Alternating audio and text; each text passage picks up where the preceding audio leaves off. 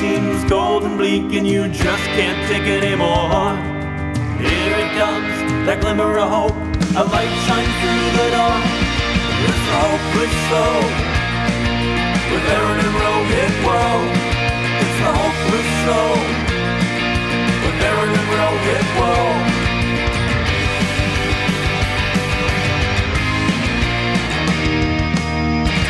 We are back with episode 199.1 because most shows, Rohit, as you know, it just becomes the 200th episode.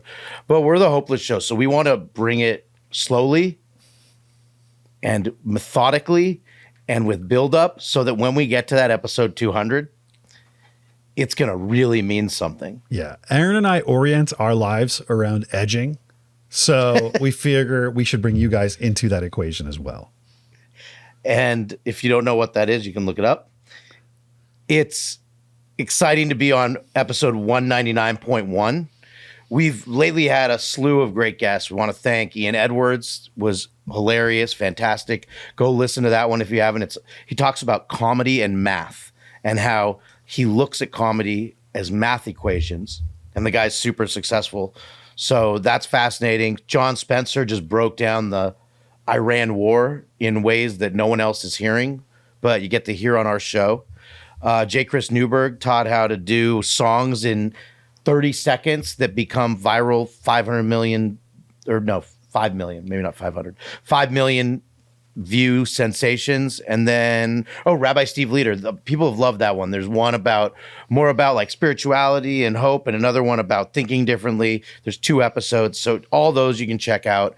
And now we're on to 199.1. Rohit, how have you been? Good. I mean, to add into all those interviews, sadly, the audio file from our Barack Obama interview was corrupted. So, yeah, we won't have that one for you. But he says, and it was weird. He says hi. Well, he says hi, and then he was joined by Jack Black and Jon Stewart. And wait, who's Rocky from the movie Project Hail Mary. He was in it. And remember he grabbed Lassie?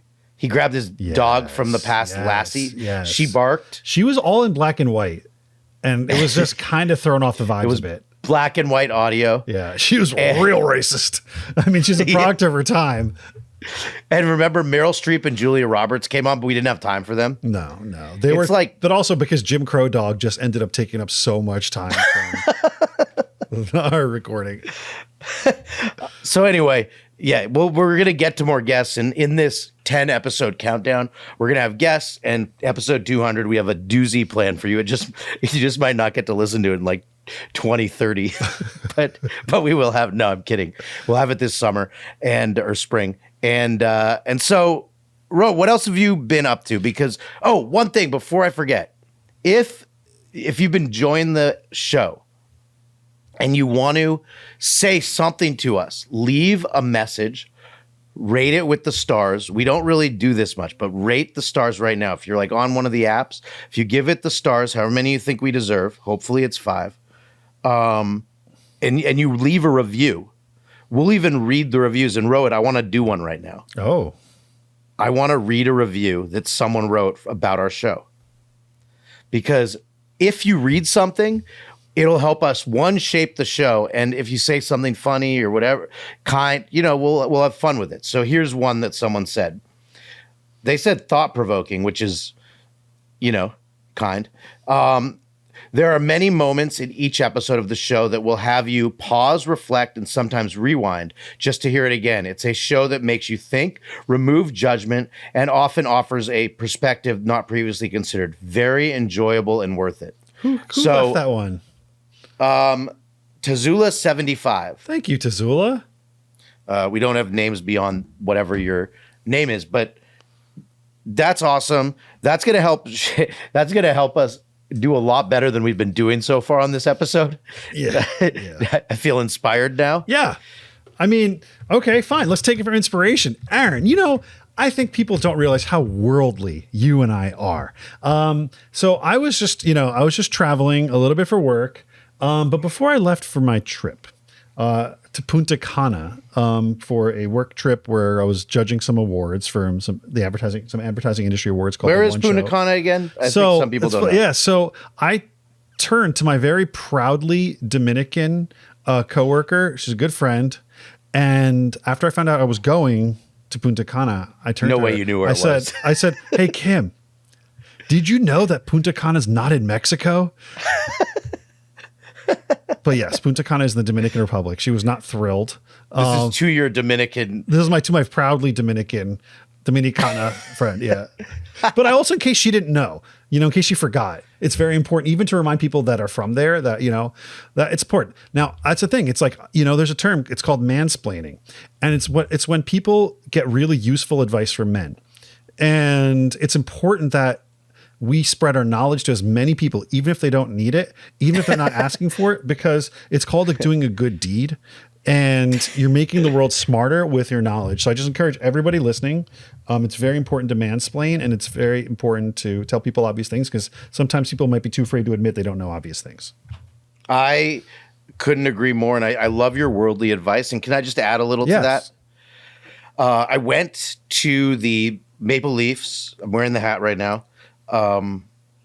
Versus the Kings yesterday or 2 days ago. Leafs come here once a year. It's fun to go see my motherland play. They suck. They're absolutely terrible. So it was Mexican Heritage Night. This just adds to what you were saying. It was Mexican Heritage Night at the Kings game. And I was wearing my Leafs hat, and I thought it would be funny to put on my story on Instagram the picture that said Kings versus Leafs Mexican Heritage Night, and say, talk about something you'd never see at a Leafs game. And I put that up on my story because it's true. There aren't a lot of Mexicans in Toronto. Very few. It's very far the other way and north. Now, I put it up thinking I was, wink, wink. Turns out a few people did not like it, and I took it down pretty quickly because it sounded pretty offensive, like Canadians don't like Mexicans. So I apologize. Rohit and I are both good at offending people without meaning to. But Mexican Heritage Night was great, and they wouldn't have one in Toronto because there aren't enough people to go. That's what I meant. Yeah, but I think Canada should be honored because Mexico is freaking lit. And I love the Mexican people. But I think we talked about this in a past episode, that Canadians are known as snow Mexicans. And well, I agree. Yeah, they could have a combined Mexican-Canadian heritage night. Yes. And so, yeah, I think I don't know at what point of that we offended people more, but we tried to clear it up. Yeah, no. I think Canada owns hockey. Mexico owns baseball and soccer. But together we meet in the middle in the United States of America for Mexican Canadian Appreciation Day. Yes. And so I guess that's a good transition to our British segment. I'm going to give a little story, and it's going to lead into topic one. And we do have a big packed show because it's been a little bit since we've been on. So get ready. I mean, we're going to deal with some of the things that you've been waiting for. We have a crazy debate. But for now, we're going to our British. And in specific terms, Sir Paul McCartney. So some people have been writing, so what was it like? I went to the Paul McCartney show at the Fonda, which great theater. Which is a great theater. Yeah. It's the smallest venue he's played in Los Angeles. And it was an incredible experience. The whole thing was incredible. I'm not going to go through the whole thing. I'm the Aaron Wolf also on Medium. I wrote an article there. So if you want to read about the whole experience, it is fascinating what they did, how they did it. The process was like, I was in the theater for like 6.5 hours, watched the sound check, all this stuff. That's not the point of topic one though. I can get into it more, but we just check out the article. I think it gives it good. But one of the coolest things about it is it was a phoneless experience. They took your phone when you walked into the theater, which made it extra chaotic because we just had no idea what we were doing, where we were going. Like we were led up to the food thing and there were drinks, and then you had to go to the sound check, and then you go back up, and then he comes in, so he walks past you, but they separate. It was this whole different thing, and you don't have a phone, so you're not taking pictures. But what it made me realize, Rohit, besides the camera part of the phone And even that, it's just so good to be without a phone. You are so present, and it changes things because they take your phone away. You can't use it. And you're just talking to your neighbors. We made friends. You're hanging out with people, saw people I hadn't seen in a while. It was this whole, and that went too. There were a lot of celebrities. It's actually gotten flack, the show, because there were so many celebrities there. And honestly, when we were there, the celebrities didn't matter at all. Everyone was focused on the show, but they didn't have their phones either. Nobody had their phones. Everyone's on an equal playing field. And this gives me the hopeless topic.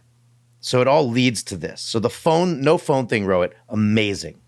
Yeah. Now, have you heard of a trend going on now that there are more and more phoneless bars popping up?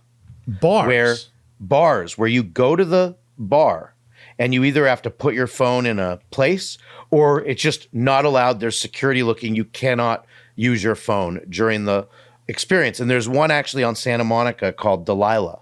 There's a bunch of Delilahs around the country. And even that one, you can't use one. And I've been there once. I didn't even think about it because I just wasn't using it.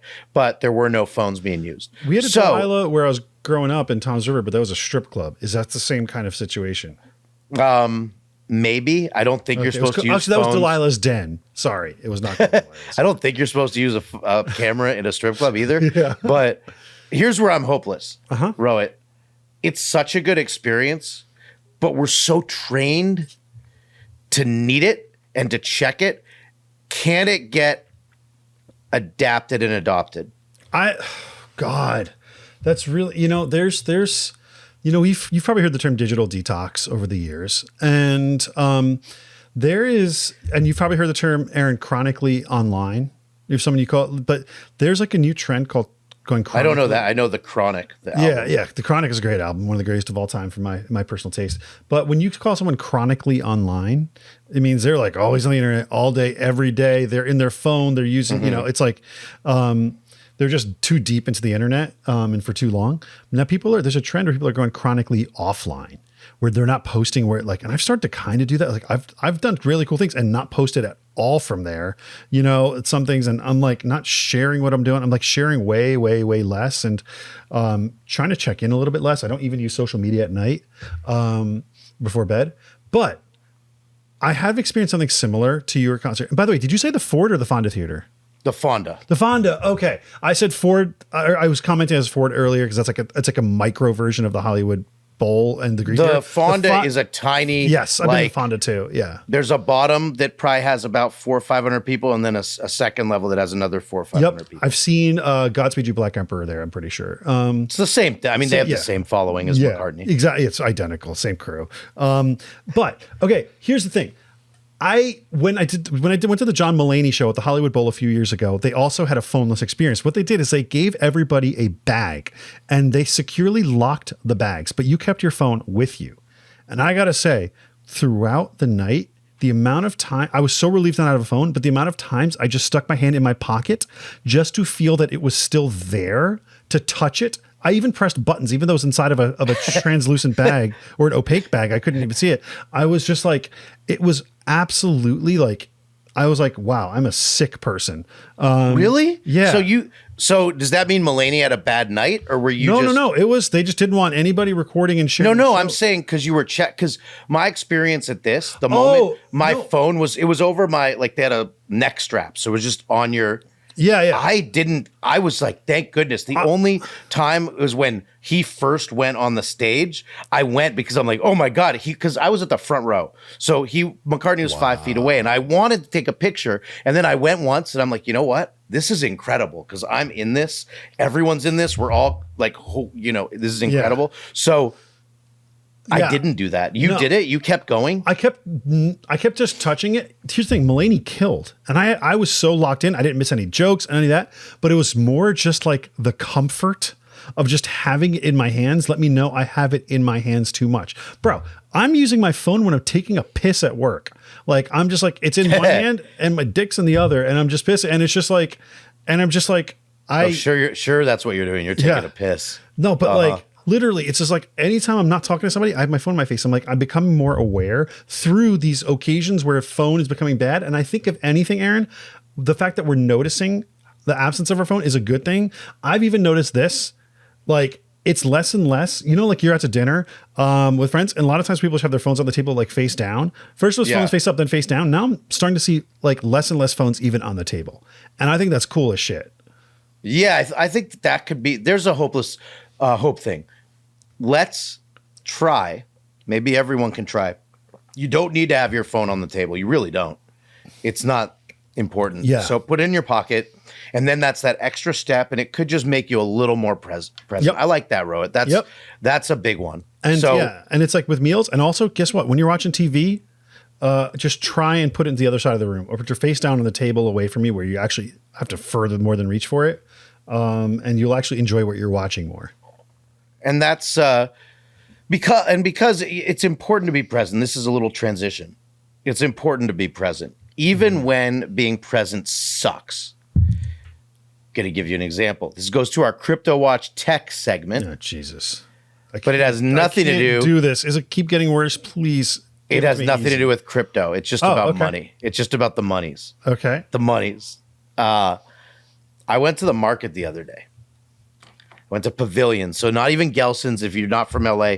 Pavilions is like a regular market. Gelson's is pretty nice. It's like a Ralph's. Gelson's, same company. But I feel like Pavilions is nicer than Ralph's. Similar pricing. Gelson's is way more pricey in Bristol Farms. Anyway, I went to Pavilions and I was going around and I just needed a few things. And I started saying no to things. Like, I'm not getting $9 grapes. I'm not getting a $6 pack of 2 avocados. Like, there were just things where I just said no. I still went and checked out with about 12 things. 12 things, and the bill was over $100. And that was with me being present, like we were just talking about, with the phone. I wasn't on my phone. I was looking at prices. I wasn't just grabbing stuff like I usually do. And it was still over $100, Rohit. And I asked the guy at the end, the checkout dude, I said, "What's up, checkout dude?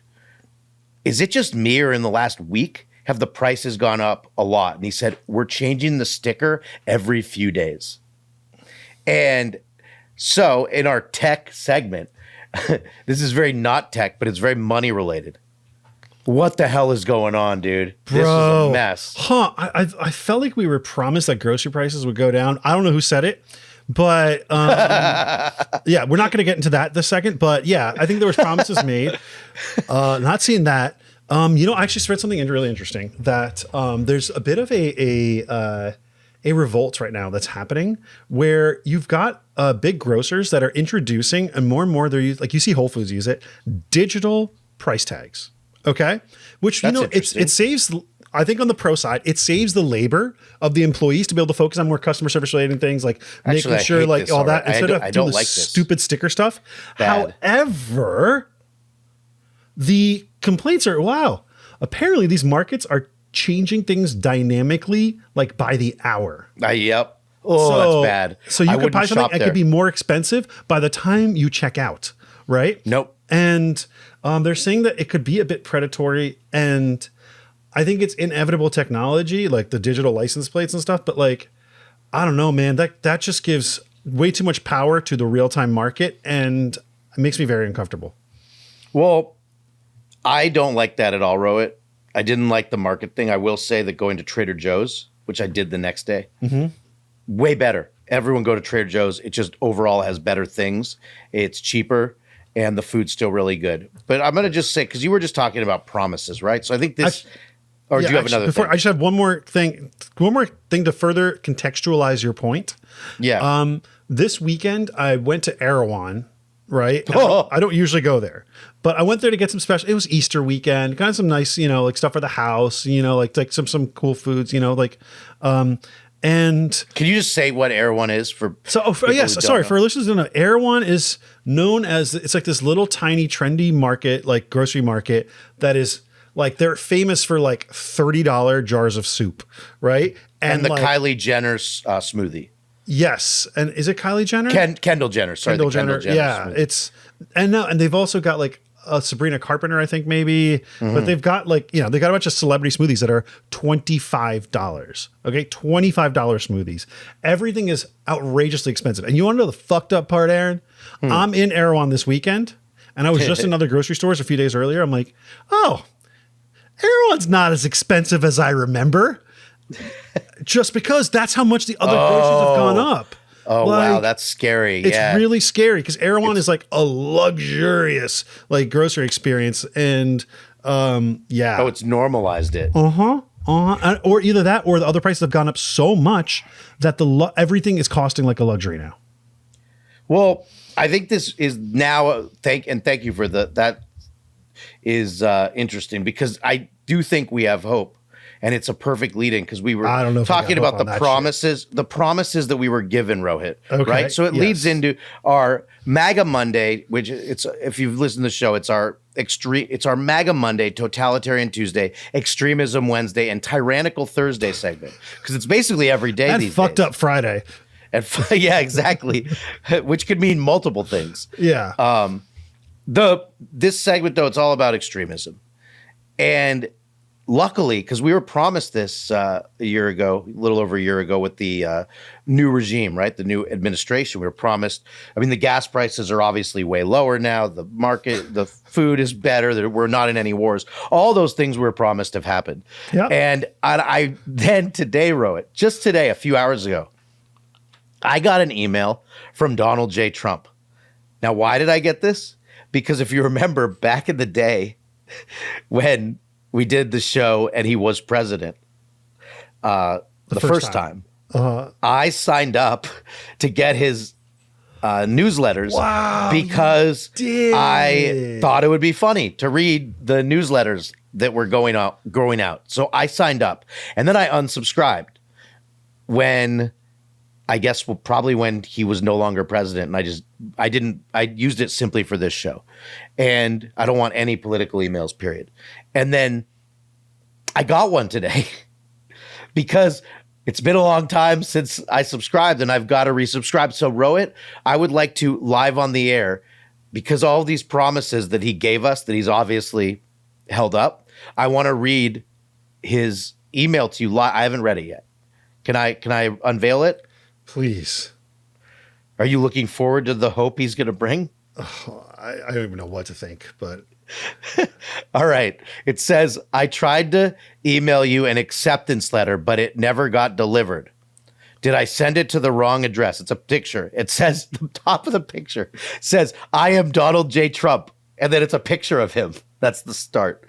And then it says, but it never got delivered. This is about your MAGA membership.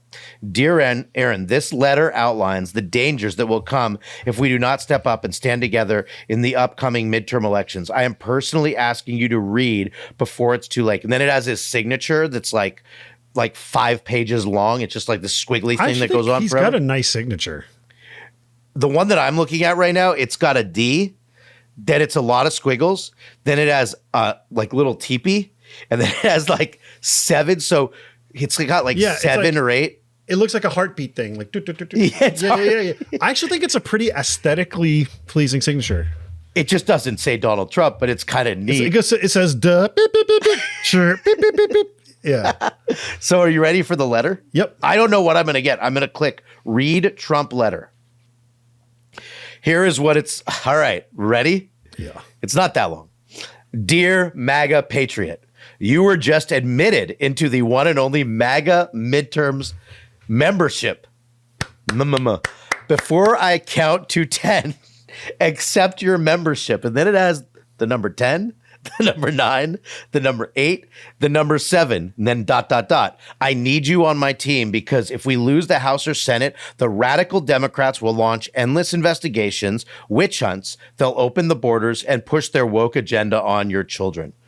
You have the power to help us make them close their shop by joining the MAGA midterms team. With you by our side, we will keep a strong MAGA majority in Congress to finish the job and make America great again.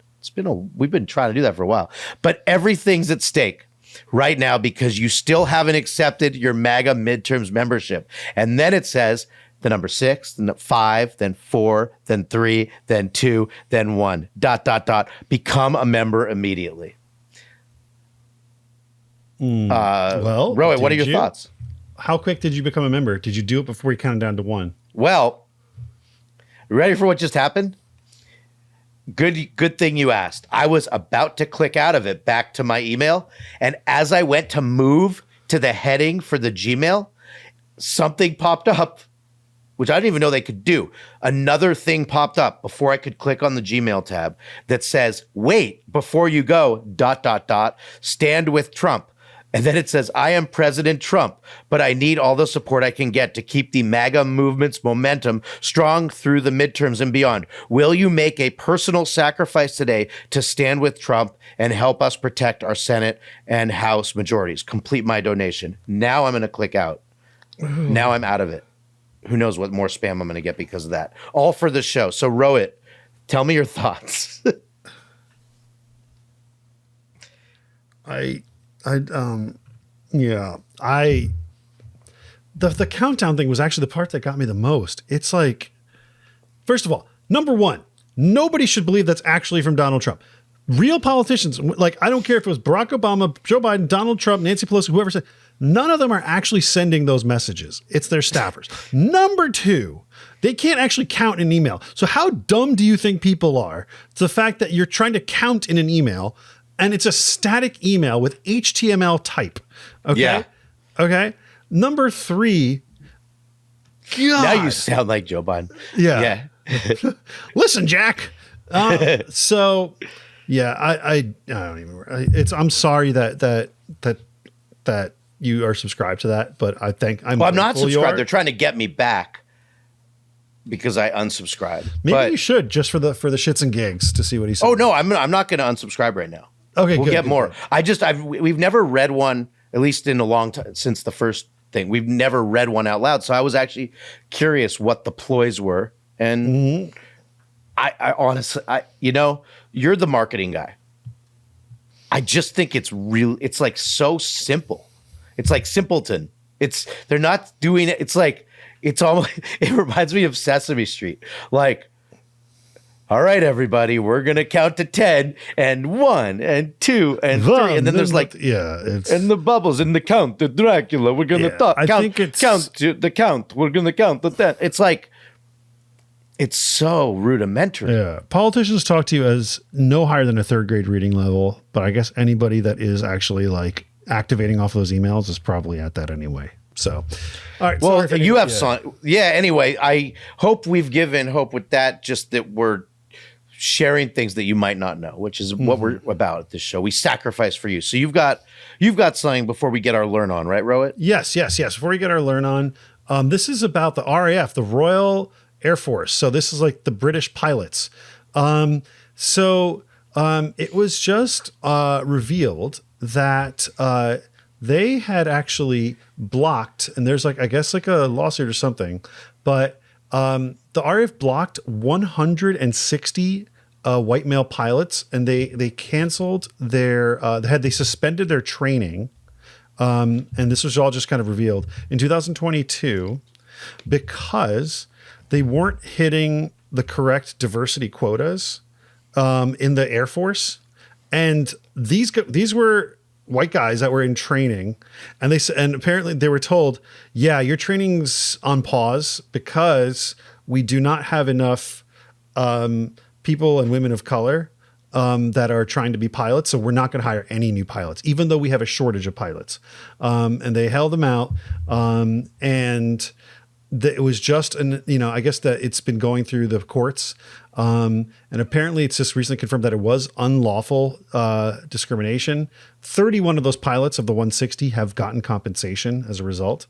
But it's really interesting that, in a time where, I know UK didn't have anything to do to join into the war in Iran, but in a time where you might need pilots, you'd think that you'd prioritize getting the best pilots in there versus judging people by their color or their race or their gender, and pausing all pilots until you meet some aesthetic quotas is fucking insane. This is the thing where it goes too far on both sides. And for a time, we needed change. And everyone acknowledges that people, minorities, were not given a fair shot. And I think that's very obvious. And if you don't think that, you got to go read your history books. Now, at some point, it's probably also good to get the most qualified people. Not because what it's like getting to them, you needed to get everyone to a fair middle ground, or at least fair enough middle ground where everyone's getting a shot, which was happening. And then this is overboard. This feels overboard. We've already gotten there. We've gotten to a point where people are getting a chance. And this is the problem, is even saying this, like, we did this, but we didn't. You can't, it's hard to take a middle stance, but I do believe this, that there is a point where you don't have to just be one way or another. You can say, you know what, this middle ground, like, we needed some of it. And at some point it's okay to like chill out a little and just try to get the best people, because everyone is getting a shot now. Yep. And yes, it still might not be totally fair.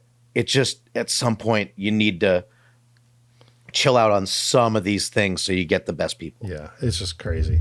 But yeah, I thought that was part of the, our, I guess our amalgamated Totality Tuesday, Extremism Wednesday, Tyrannical Thursday. We still need a W for Wednesday, man. I don't know if we can do Extremism Wednesday. It's just not alliteration. Well, I thought we're both Wasted writers. Wednesday. We're both better than this.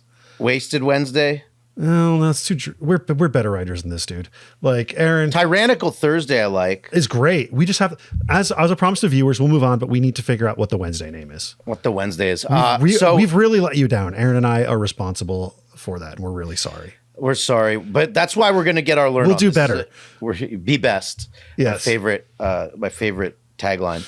The getting your learn on. So this is a newer segment where we talk about educating or education. So this time, Rohit, happy Easter, happy Passover. Happy Passover, happy Easter to you, my brother. To everyone. Yeah. And hope everyone has had a good holiday. And so, Rohit, this was it. I mean, besides the amazing tweet by Trump about Easter and praising Allah, we won't even get into that. I didn't. Nobody saw that one coming. No. Okay. Well, actually, you know what? Before we do the learn part, I'm just curious because I did a little social media test about it, and everyone took sides. Like I just said, what do you think of this? So I'm going to ask you, what do you think of this tweet? Not any political ramifications. Not that Trump. I said, and what would you think if Obama, Bush, Biden also did it? So what do you think, Rohit, of that tweet? My gut reaction to that tweet, Aaron, is I remember it was 1999 and I was in college, my freshman year of college, first semester. And I was hammered after a party. Now, in my freshman dorm, we had a cafeteria at the basement level. We were two towers, Travers and Wolf, at the College of New Jersey, and we had TW. Wolf. Yes, but with an E at the end. I lived in Wolf Hall. I was on Wolf 7. And on the basement level, there was a shared like cafeteria. And what happens, I make friends with I made friends with all like the chef guys and like the people that were at the registers, and we were all just like buddies, and it was cool. And so like when I'd go in, and I was a broke college kid, I'd go in and then like I'd come in and get some last snacks and be like, hey man, we put some chicken tenders aside for you, because they throw away the food every night. And I would just come back with like lots of food. So sometimes I would just go down there, wouldn't even buy anything, and they would just like have plates, like trays that are sealed already ready for me, knowing I'd come down right at like 9:55, right before they close. Anyway, when I come in, I'm fucking hammered. So I go upstairs and I don't remember anything that happened, except the next day I woke up and I sent an away message. We used to have instant messengers. This is pre-social media. And my away message was Macromanamawaving Chimnikin form TMW. Okay. Okay. What does that mean? I was trying to say microwaving chicken from TW, but that was the exact same thing that Donald Trump messaged the world on Easter. Do you think he got like free chicken McNuggets from his cafeteria at Mar-a-Lago? Yeah. So that is immediately where my mind went. That's all we need, I think, with this. Great. I think that explains everything. And so now we'll get, I didn't know where you were going with that, and I get it. You explained the situation perfectly. So praise be to Allah on Easter from the United States president. Exactly what we were expecting. And I mean, it's parody wise, I think if it was a parody, it's very funny. Yeah. If you give it any more credit than just being absolutely absurd, you're out of your mind. It's just absurd. SNL couldn't have even written that. They couldn't even do a parody of that. If they did that, people would be like, "Oh, come on, that's just too much." So that being said, it's very inclusive. But anyway, continue. Yeah. Yeah. After saying I'm going to blow them up, and he f-bomb from the president. I mean, dude, we got a lot in one tweet. Really did a lot. So all timer. Here's a question though, Rohit, because I feel a lot of people don't know this, and I'm curious if you do. Do you know? Was Jesus Christ's name? No, he was Jesus of Nazareth and son of Joseph. So, almost. His real name is Joshua. Yeshua. Right? Did you know that? Yeah. Because like Yeshua, like Jesus is just like the westernization, but yes, like no, Jesus is it's the Greek word for Joshua. For Joshua, yes. Okay, right. And like and there's got to be some sort of some sort of descendancy of like Yahweh in there somewhere. Well, just like, I think that's Yahweh, a different Yahshua, pronunciation, but it's his real name is Joshua, Joshua, son of Joseph. That's his name, right? But not like Joshua Rabinowitz. No, not Joshua Goldstein. Never. Yeah. How dare they? And, he was Jewish. He was absolutely.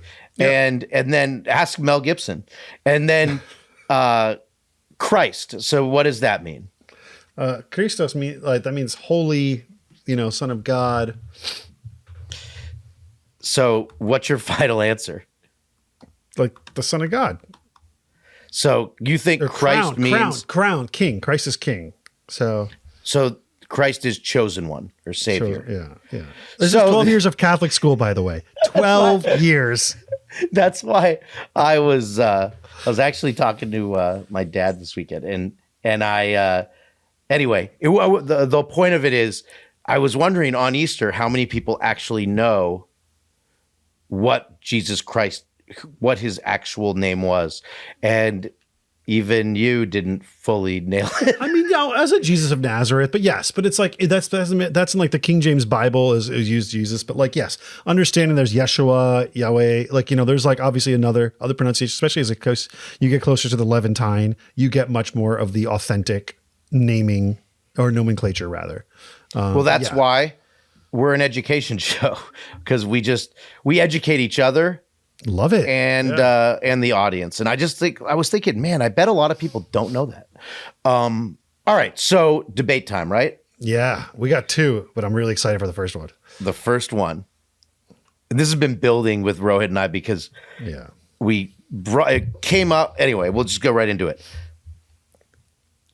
LinkedIn versus Twitter, Rohit. Mm-hmm. Which of these two things do you think will be more relevant in 2 years?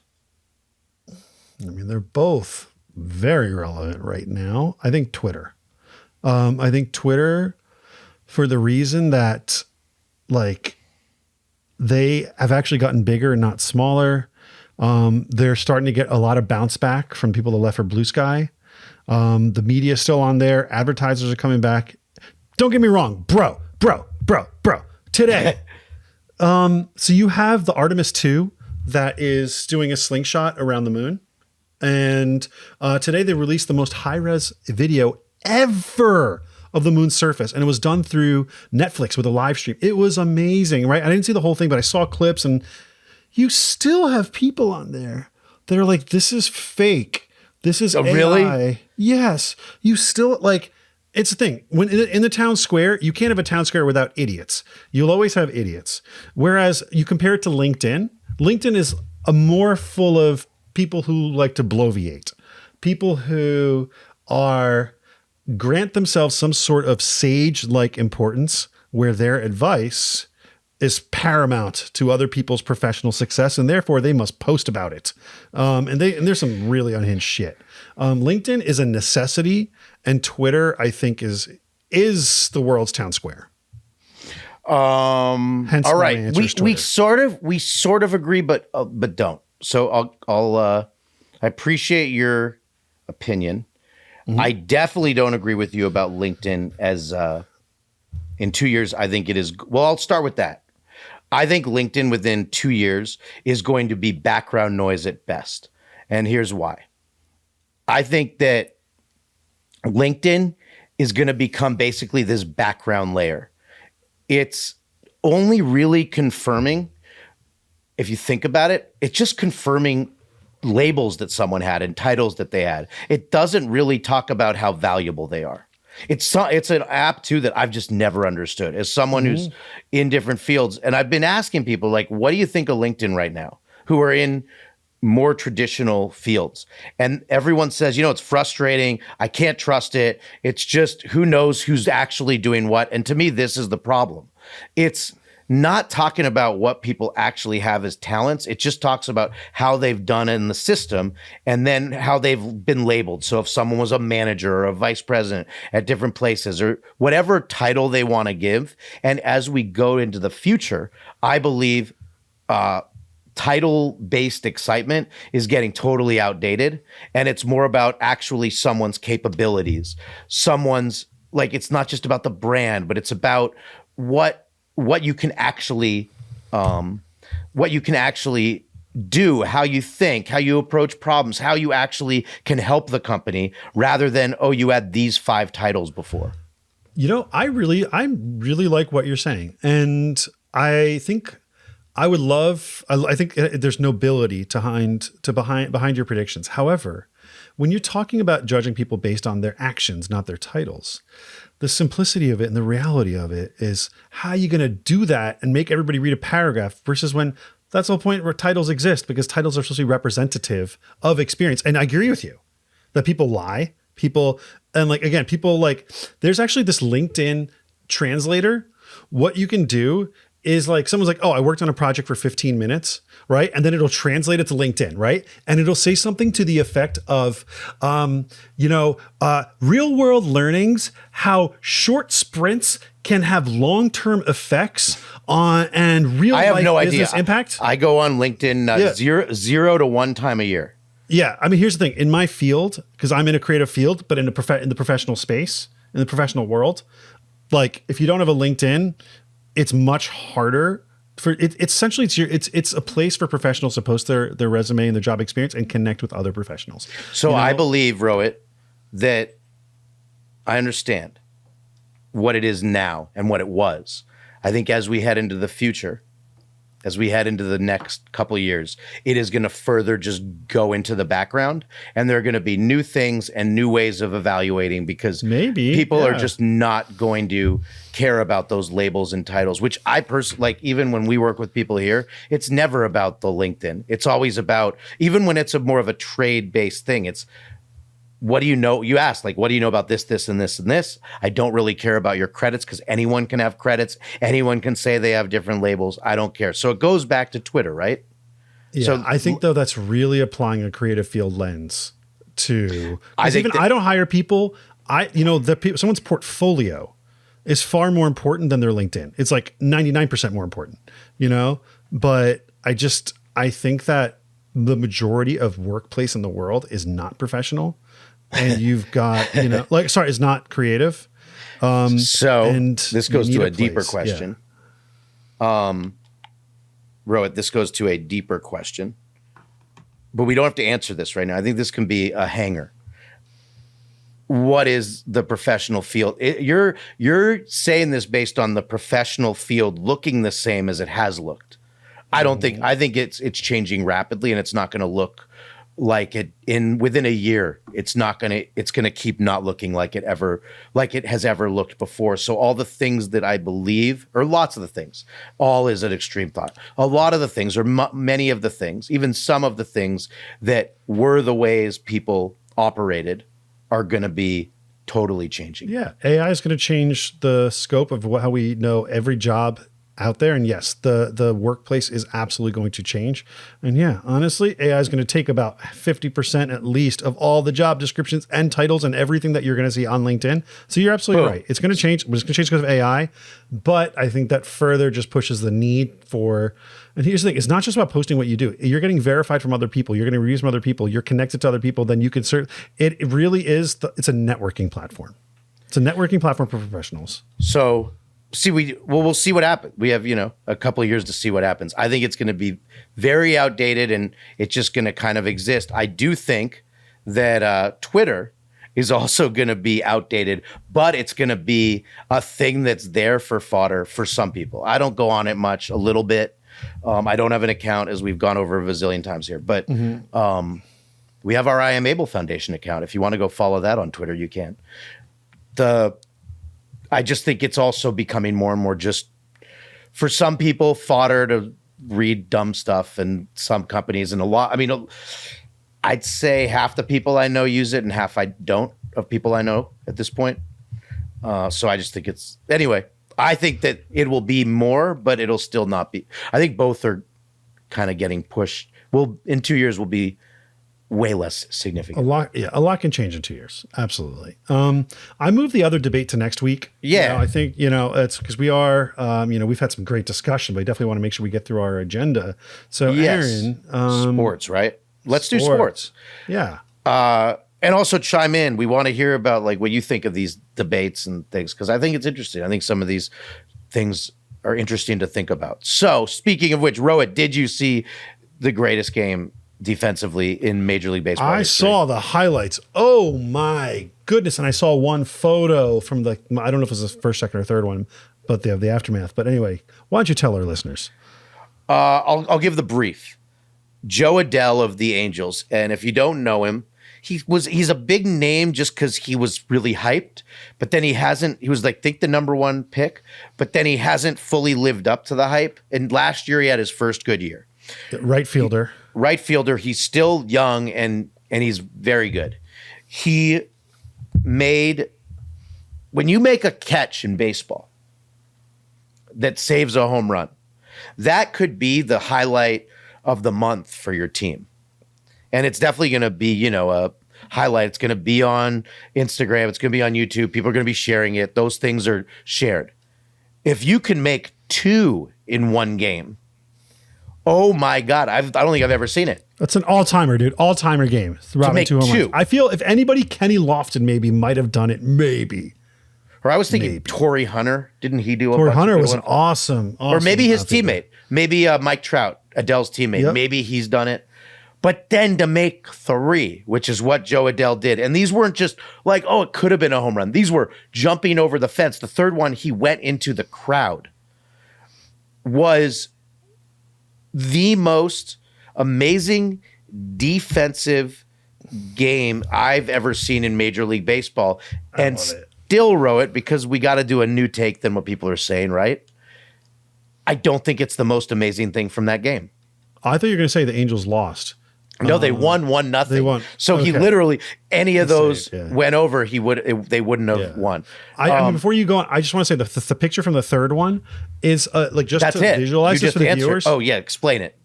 I don't want to take away your scene. Was that No, go. Say that. So the photo is of it's one of the best baseball photos I've ever seen in my entire life. It's Joe Adell, big giant right fielder. He's standing in the audience stands, the ones he just jumped over to catch the last ball. You see the back of his jersey, his hand with his glove up, and it's imagine just the guy that's sitting next to you in the outfield at the game, you're a spectator. Yeah. He's just standing up, and and it's Joe Adell, and that's where he was to catch it, and it's just the coolest shot ever. Yeah, and you just said it, Rohit. That's why I think those three catches, even combined, aren't the most amazing thing that happened in that game. The most amazing thing is whoever that person is behind Joe Adell in that 1 second where they had a chance to take this picture when there's a giant big leaguer flying into the stands to catch a ball. And instead of looking down at him, instead of grabbing in anything, they picked a time to not just take a picture. that gets a piece of his jersey, to take the picture that says Adele, with the whole crowd behind him perfectly in focus, with his hand up, raising his hand to show that he got the ball, which has to be 2 seconds after he fell or 3 seconds after he went in the crowd. That person, not only are they going to go down in history as taking one of the best sports pictures ever, they also are going to be in Cooperstown. That picture is going to go to Cooperstown. Yes, to me, it will. that's the most amazing thing, is that picture happened. It is the perfect photo. And it's, they do like massive awards and all these things for photography. And this is one. And I don't know if he captured on a phone. I think he did. It looks like it was a phone capture. Yeah. But so what do you think? My God. Is that person the real hero? Yes. Then Joe Dell's the backup hero. Yes. I agree. We have a backup hero. Yes. So anyway, that's our sports update. We could go more. We're running a bit long, so I want to get to we get so much good content. I'm also going to move topic 2, which actually was another debate. I'm going to move that to next week also. There's just good shit in here, and we don't want to rush it. No, there's a lot. And so let's do Hope in 60. Yes. Okay, it's get the timer ready. Favorite segment of the show. Okay. And also, just so you know, while he's getting it ready, we have more guests coming. We have someone from SNL coming. That'll be fun. We have a lot of things coming for the show. Very excited with these 10 episodes. Is it John Belushi? It's John Belushi. Exactly. You always know, Rohit. So, all right, are we ready for Hope in 60? And we are starting the timer now. Rohit, you love China. China. So this is Gallup, a Gallup poll. China has edged, to a callback from earlier from you. China has edged past the U.S. in global approval rating. U.S. leadership approval falls to 31%. China climbs to 36%. Rohit, you've dissed China a lot on this show. Give us hope. I mean, haters gonna hate, man. Like, it's right now, it's very popular more than ever to hate America. So yeah, of course, people internationally will think that Xi is a better leader than Donald Trump, and maybe he is, maybe he's not. But honestly, the best part of this, I don't give a shit what other people think about our country. So suck it. That's my hope. And we're in Cali, man. Yeah, bro. We all right. Don't judge Cali. We cool. Yeah. All right, cool. I have hope. All right. Next one. And go. This is about Legos, which are right behind you right now, and the name of your wonderful dog. Yes. I don't know if you've seen, but Iran has been pumping out some absolutely incredible viral campaigns with using Legos. And, I haven't. And the link is there. You can look at it later. It's like Lego Trump, and I mean, you name it, they've got all of it. They're so good. They're as good as a Lego movie. So give us hope, because Iran is making better content definitely than the US. Iran is doing a better troll job than the US right now in this war. If it was a war on trolling. Now, here's my hope. Lego always takes, inspiration from the world to create their new sets. Maybe they're going to be teasing a new Ayatollah selection set. We can only hope. Would you put it behind? You have all your Star Wars Legos that are worth a lot. Would you build an Ayatollah? Like if it was, a side Ayatollah? Yeah, set? I'd definitely put it near all my Sith stuff and like my Darth Vader shit. Yeah, definitely. And you'd have it signed. You'd want it signed, right? By like how many have we killed so far in the past few weeks? As John Spencer in our last episode, he talked about, we've eliminated so many different Ayatollahs or almost Ayatollahs. So I don't know which one would be signing it. Yeah. I mean, I think the one we eliminated, I don't know if it was Ayatollah or like one of their leads. All that Donald Trump did was tell me, he's like, oh yeah, I heard he might be a homosexual, and now the guy, Iran disappeared their own guy, and he hasn't been seen since. So we're losing Ayatollahs by the minute, weaponizing their own like absolute hatred of LGBT against themselves. That's kind of funny. Yeah, it is. Yeah. All right. So that I feel hope. So now That's great. Now we have a would you rather. We have this new segment, which is a quick one and fun. Yep. What do you got? So, 1 second. I will get it to you. You have a choice, Rohit. You have to vote in a real election between Hitler and Zelensky. Who do you vote for? Who would you rather, Hitler or Zelensky? Might be a trick question. How's that even a question? It's Because you just asked a good question. Because, Rohit, in a small French town, there is a man called Hitler. And he's not even the far right candidate. Things are going to get messy because Charles Hitler is seeking re-election as mayor in Arcis-sur-Aube, but he is being challenged by Antoine Renal Zelensky, who is part of the Patriot Party, which I'm guessing is the right-wing party. So, Rohit, now, are you going to vote? Just simple yes, simple name. Who are you going to vote for? Are you going to vote for Zelensky or Hitler? This is really funny because a few weeks ago we did. I know, and now there was another candidate named Hitler, but against the Zelensky. So you were going to say Zelensky, right? Here's the reason I'm going to say Zelensky. Here's why I'm going to say Zelensky, even now, because I think then if you elect what's his name, Robert Hitler, Charles Hitler. Chuck. So if you elect Chucky Hitler, it kind of removes the power of calling somebody or something literally Hitler, and I need to have access to that. So it would ruin some comedy, and I can't. Comedy must be preserved. All right. Times. So you're in on the Zelensky candidate. Yeah, I don't care how right wing he is. We got to protect our Hitler jokes. All right, I'm going to go against you on this. Yeah. I am going to say that I believe it really shows progress if I, as a Jew, can vote for Hitler, Charles Hitler.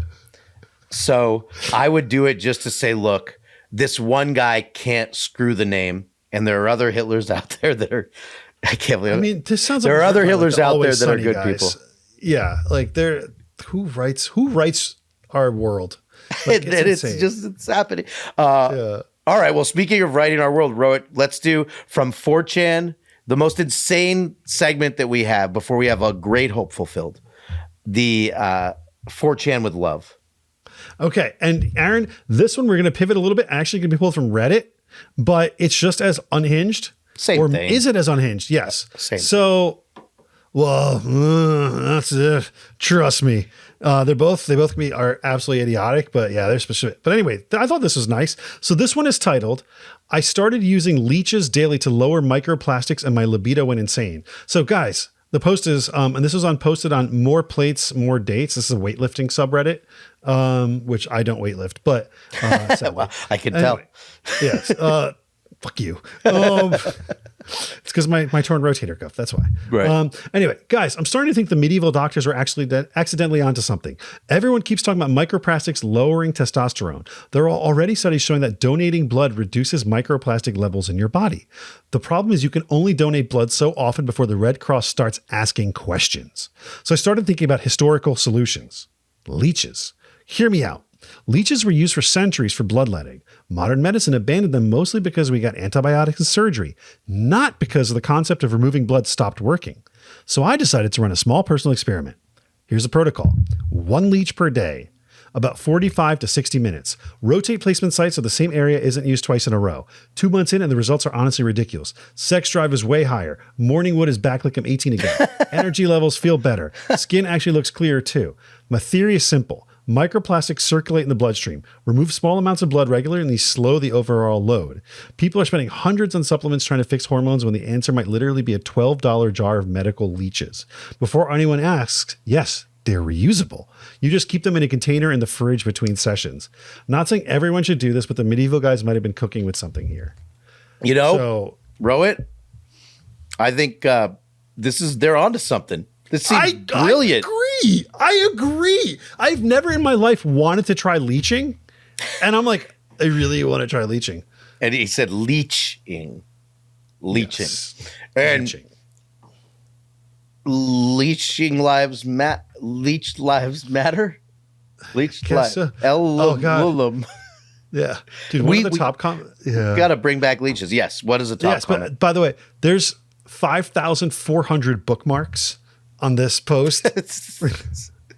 People are going to be going into pet stores. Where's your leech section? Yeah. Where do you get? I'm just going to quickly Google leeches. Where do you get a leech? Leeches. Can you get them on Amazon? Can you like put a leash around your leech? Shopping. Oh yeah, you can. You can get them for $9. Where? On Time Travel Mart. 8.9. Yeah, I trust that. And you get a jar for $8.99. They just want you to wire from your bank account, right? No, it looks like it's a real website. Real leeches. Yeah. Biology products, medicinal leech therapy, living leeches. You get a pack of 3 from Carolina Biological for $18, 1 to 2 inches sizes each. Wow. You order them and I'll try it. Yeah, I'm too scared. Me By the too. way, just really quick, I know we're running long, but I just saw something really interesting about microplastics. You know how like microplastics have been such a problem? They've been studied. So like over the past few years, they've just been going crazy in terms of like, how much they're in our bloodstream and how we're pretty much screwed. There was a recent bombshell that was just dropped, Aaron. What? That the testing, when they've been testing for microplastics, they've been testing with latex gloves. Oh, no. And the latex gloves, nobody even bothered to question until recently. It's like they're apparently, they feel that all the results are very much null and void because the latex glove contaminate the testing. So, all right, right now, what are you looking at? What am I holding?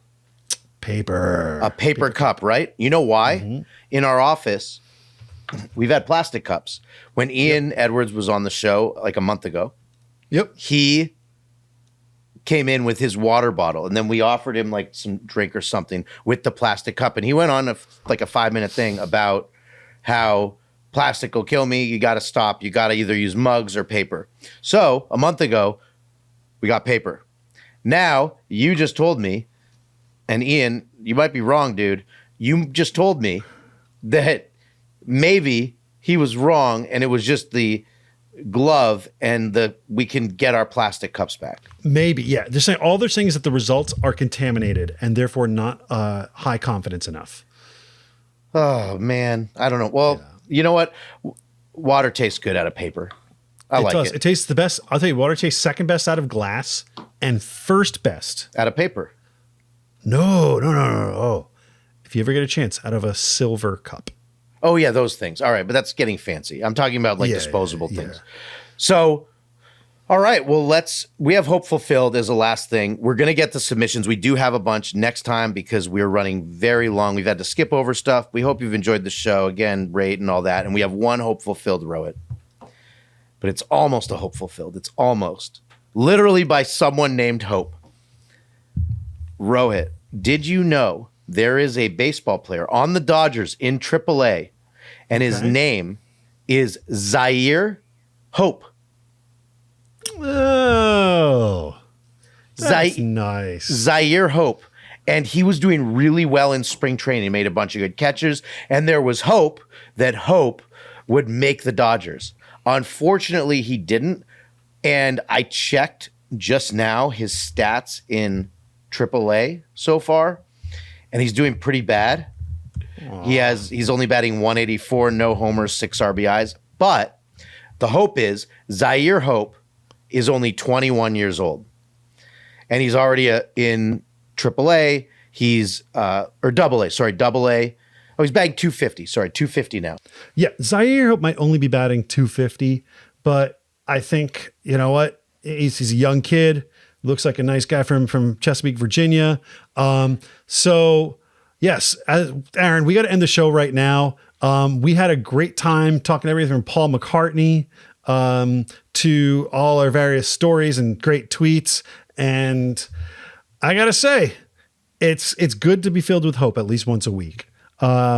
So everybody carry your load of hope and just fill everyone up with it wherever you can. Pump them with hope. And in the meanwhile, from Aaron and I, stay hopeful, and we will see you for episode 199.2. When the world seems cold and bleak and you just can't take it anymore, here it comes, that glimmer of hope. A light shines through the door. It's a hopeless soul with Aaron and Rohit. Whoa, it's a hope